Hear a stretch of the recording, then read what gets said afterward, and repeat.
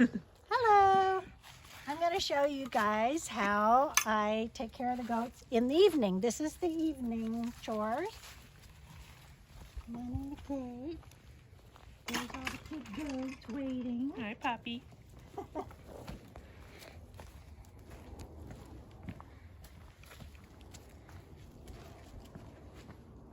She got in here again. Okay, so first you come in and turn the light on so you can see what you're doing. And then the light is right here because this is one thing people can never find. Is the light switch. Okay, There it is. okay, and then you go to the back and get alfalfa. To make this easier, I've made some signs. Alfalfa and grass hay. Yep. I'm going to grab some alfalfa and I'm going to show you how much to get because that's always the tricky part to explain.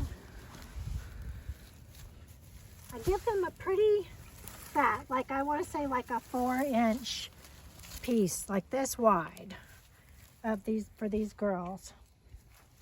And this is pretty heavy. If it's too much, I'll give some to the little bucks, but that's too hard to explain, isn't it? All right, just give them as much. All right, there we go.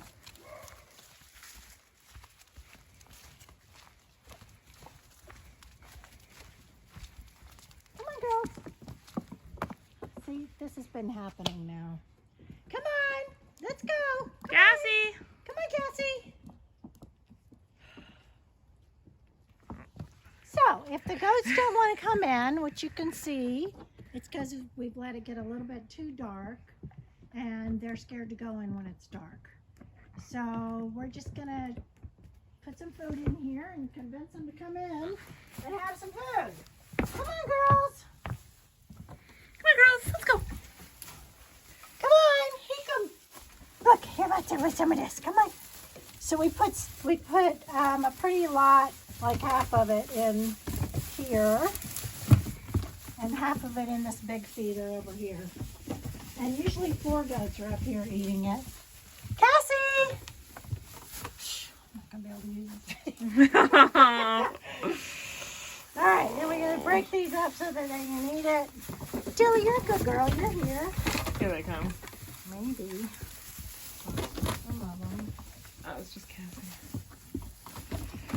So we kind of break up this fat flake of alfalfa so that they can easily eat it. Cassie! Cassie, come on! Come on, girls, come on! Stop it. Okay, so if this chicken gets out, because she gets out, she's supposed to be in there. She doesn't know how to get back in. So what I do is I first feed the bucks, and I'm going to get them some alfalfa, and then I open the gate for her, and she'll go in there. Little stinker. So apparently she's laying in my girls' barn. The boys is a little bit harder. This is too much for them. This is a whole flake or 2 flakes. So I kind of break this up and give them half of one of these. So it's still quite a lot of alfalfa for them because there's just 2 of them and they're boys, so they don't need as much. So it's kind of just a half a chunk, half a flake. Okay, here you go, boys. There you go. And it's best to kind of get the bucks busy, otherwise they'll try and get out the gate when I open the gate. So that's the point of giving them their hay first and then get the chicken. Okay. Chick time. Come on, chick, chick, chick. Come on. Come on, honey. Chick, chick, chick. Come on. Don't be dumb. Oh, my God. Oh, great. Come on. Come on. There we Chickens are go. so dumb. Just have to be a little patient. You're in. Okay, we don't need to do anything. Okay. So we don't have to do anything with the chickens at night. If they've already gone in, I look in there and peek and see if they're in the roost. But don't worry about them because their door will close. The boys just need this. They should be fine the rest of the night. The chickens don't need food at night. They want it, but if we leave it out, then all the predators will come and eat it. So, look, here she is. She's back. Do you want to go in? Come on. There you go. Good girl, Cassie. See, now they know what to, she knows what to do. Okay, come in for a second, man. See, and there goats.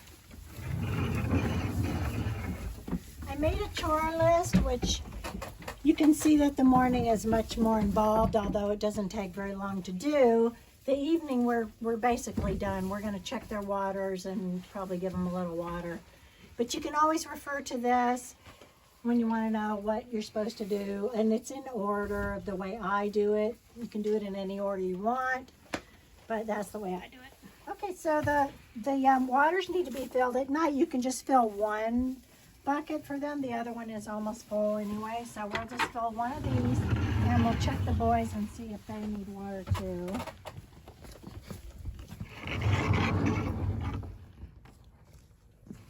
They're probably okay. So let's just, it's pretty almost full over there. That way I can show you how to do the water, which was hard to do by myself. Yeah.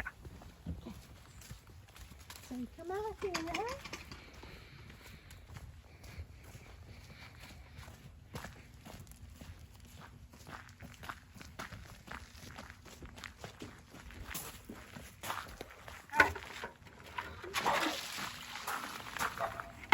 This is a warm water spigot.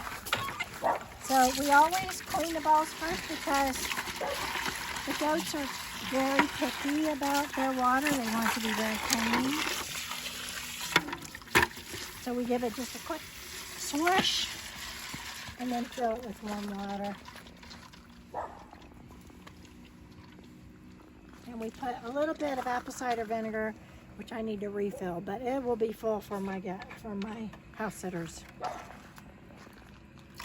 Just a splash, and they love it. Good for their digestion.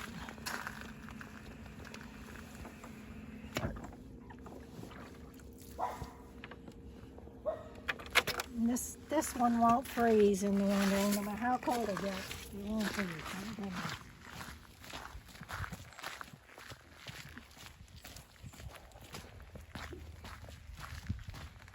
It's easier to carry 2 buckets, by the way. Then you don't have this lopsided weight. Okay.